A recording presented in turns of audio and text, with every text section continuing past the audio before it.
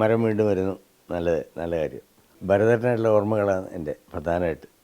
ലോഹി, ഭരതേട്ടൻ, ഞാൻ ആ ടീമിനെ ഉയർത്തിയ പടമായിരുന്നത്. ഞാൻ പിന്നെ ഈ അമരത്തിലേക്ക് വരുന്നതിന് തൊട്ടുമുമ്പേ പപ്പേട്ടൻ്റെ ഗന്ധർവൻ ചെയ്തുകൊണ്ടിരിക്കുകയായിരുന്നു.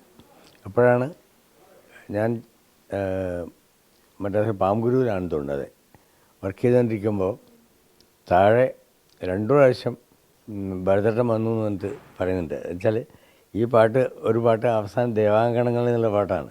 അത് എഴുതി കഴിഞ്ഞിട്ട് വേണം എന്നെ പിടിക്കാൻ വന്നതാണ്. അങ്ങനെ അത് കഴിഞ്ഞ ശേഷം ഞാൻ താഴെ ഇറങ്ങി. പിന്നെ അത് രവിയേട്ടനാണ് മ്യൂസിക്. എന്നോട് പിന്നെ ഭരതേട്ടൻ പറഞ്ഞു, ഇത് സഞ്ജീൻ തൂക്കിയിട്ട് ഒരാളെ ഇറങ്ങിയിട്ട് കുറേ നാളായിട്ട് ഞാൻ തപ്പിക്കൊണ്ടിരിക്കുന്നത് കുറേ ആളായി എന്നോട് പറഞ്ഞു. കോഴിക്കോട് ഇറങ്ങിയതാണ് കുറേ ആൾ നല്ല നാളായിട്ട്. അപ്പോൾ രവിയുടെ കയ്യിലുള്ള പിന്നെ ട്യൂണൊക്കെ തീർന്നു. അത് പാടിക്കൊണ്ടിരിക്കുക അവിടെ. ഉടനെ അങ്ങോട്ട് പോകാൻ പറഞ്ഞു. ഞാൻ നേരെ അങ്ങോട്ട് പോയി. ഞങ്ങൾ ആദ്യം ചെയ്തത് പുലരെ പൊങ്കോടിയിൽ എന്നുള്ള പാട്ടാണ്. അത് നല്ല രസമായിട്ടുള്ള പാട്ട്. അതാണ് ആദ്യത്തെ ദിവസം വൈകുന്നേരം ചെയ്തത്. അന്ന് അത് പൂർത്തിയാക്കി.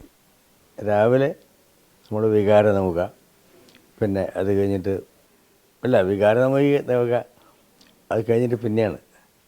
അതിന് മുമ്പേ 1-2 പാട്ടുകൾ കഴിഞ്ഞതിന് ശേഷമാണ് വികാര നൗക ചെയ്യാൻ വേണ്ടി ഒരു ക്യാബ് ഉണ്ടായത്. ഞാൻ തിരിച്ചു വന്നു, കോഴിക്കോട് വന്നു. അപ്പോൾ എന്നെ ഭരതേട്ടൻ വീട്ടിലേക്ക് വിളിച്ചിട്ട് അപ്പോൾ അവിടെ ഈ ഉത്രാളിക്കാവിൽ ഉത്സവം നടന്നിട്ടിരിക്കുക. ഭയങ്കര വെട്ടിക്കെട്ടുമ്പുകളൊക്കെ. അപ്പോൾ എന്നെ വീട്ടിലേക്ക് വിളിച്ചുകൊണ്ട് വീട്ടിൽ വരെ അതിൻ്റെ ഇത് പ്രകമ്പനം കൊള്ളും. അപ്പോൾ എന്നോട് പറഞ്ഞു, ഒരു പടത്തിലെ വേറൊരു പാട്ടിൻ്റെ സീനാണ് നമ്മൾ അന്ന് തുടങ്ങിയത് എന്ന് പറഞ്ഞു. എന്നിട്ട് എന്നോട് ഞാനൊരു ട്യൂണിങ്ങനെ പറയാം, അതിന് എഴുതി തുടങ്ങിയാൽ മതി, ഞാൻ രവിയോട് പറഞ്ഞോളാന്ന് പറഞ്ഞു. അപ്പോൾ അന്ന് തന്ന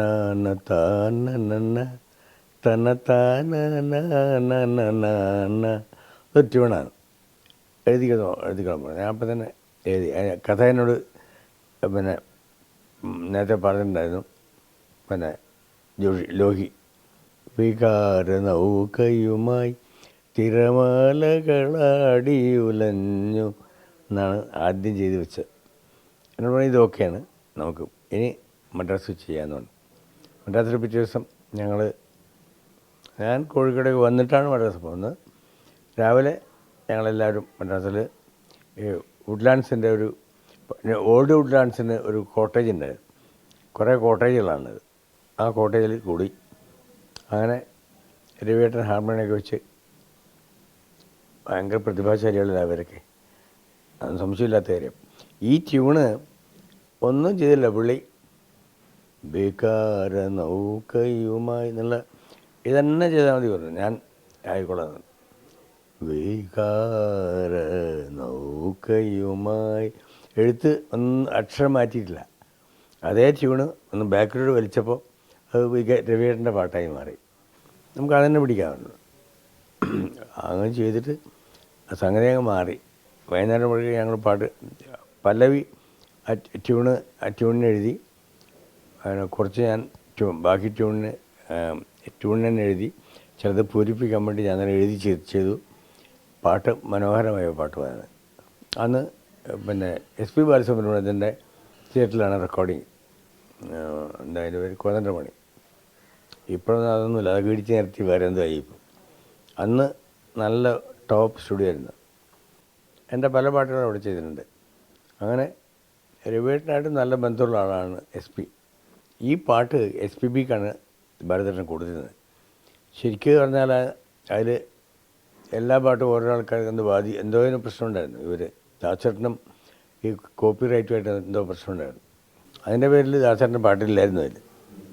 അങ്ങനെ ഈ പാട്ട് SP ബാലസുബ്രഹ്മണ്യൻ പാടാന്ന് പറഞ്ഞിട്ട് ഞങ്ങൾ റെക്കോർഡ് ചെയ്ത് ട്രാക്കൊക്കെ എടുത്ത് റെഡിയാക്കി വെച്ചിട്ട് അങ്ങനെ ഒരു രസമുള്ള കാര്യമായത്.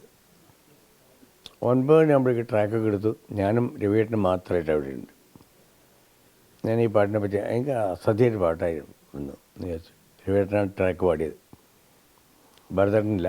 ഒക്കെ പറഞ്ഞു വെച്ചിട്ട് പോയി. പുള്ളി എല്ലാവരും പോയി, ഞാനും രവിയേട്ടനും മാത്രം. കൺസോളിൽ ഞാൻ മാത്രമുണ്ട്. എന്നിട്ട് രവിയേട്ടനകത്തേക്ക് പോയി ആ പാട്ടൊന്ന് പറഞ്ഞു കൊടുക്കാൻ വേണ്ടി. സത്യത്തിൽ അതേ ശബ്ദം എനിക്കിപ്പോഴും ഓർമ്മയുണ്ട്.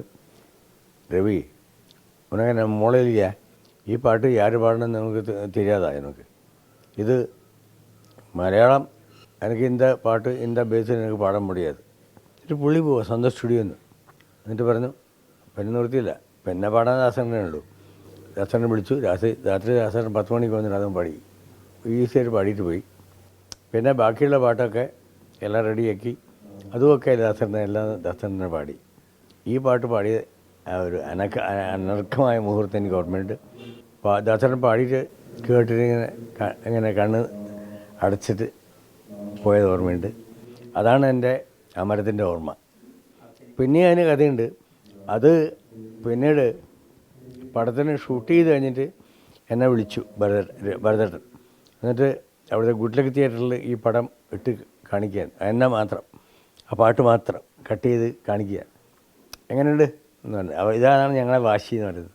ലോഹി കഥ കൊണ്ട് എന്നെ ഞെട്ടിക്കുമ്പോൾ ലിറിക്ക് കൊണ്ട് ഞാൻ ഞെട്ടിക്കും.